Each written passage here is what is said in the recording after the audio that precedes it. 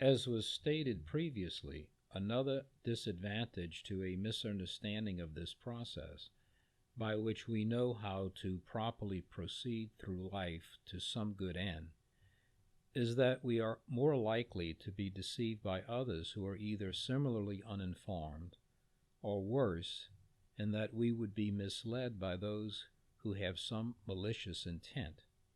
In either case, the end result is that we are oblivious to the consequences of our own bad judgments when we mistakenly perceive them as leading to the greatest good, when they actually lead to very much the opposite. For that which we treasure, we naturally adhere to.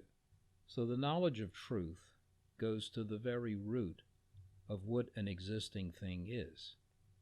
And since good is synonymous with existence, and evil is defined as a privation of some good, then to distort, obstruct, or neglect some good that ought to be done or acknowledged is thereby rightly called an evil act.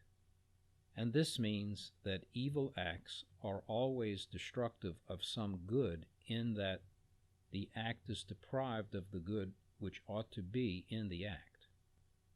Hence, errors about things are a kind of evil, and this occurs when any thought, word, or deed is either defective or excessive with relation to its assessment of any objective reality, so that it distorts its perception in the one considering it, as well as in those who accept that perception.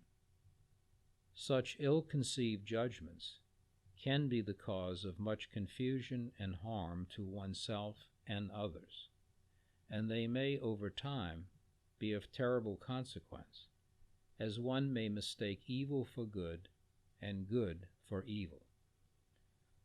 If we are rendered incapable of judging correctly about external realities, then we are placed at a distinct disadvantage regarding interactions with everything and everyone around us. What may make it difficult to properly comprehend reality is that one is in some way locked in his own thoughts without a true reference to objective reality existing outside of the mind. It would be like traversing an ocean without the objective guidance necessary to make it to one's final destination. Such a condition can leave one in a state of despair when it comes to trusting the advice of others and even the things around him, since neither may conform to his purely subjective conceptions, making both to be too easily dismissed by him. The only cure for this is that one would begin to test his thoughts by their consistency with what is external to oneself. If one fails at this through some obstinate unwillingness, the consequence would be an unbearably painful isolation. For without some objective verification, one runs the risk of making himself alone the arbiter and standard of all he surveys.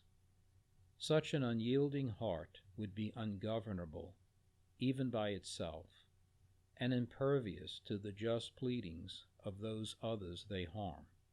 Now one may protest that what is put forth in these succeeding instructions is equally unfounded in truth, and therefore just as destructive to the listener as what has been claimed in those instructions about that which is opposed to them.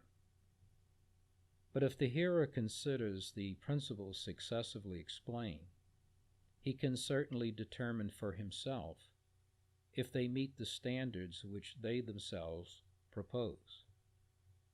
The primary purpose of understanding how it is that we understand is to free us from error generally, that we may make particular judgments in practical matters which bring about the best results for all.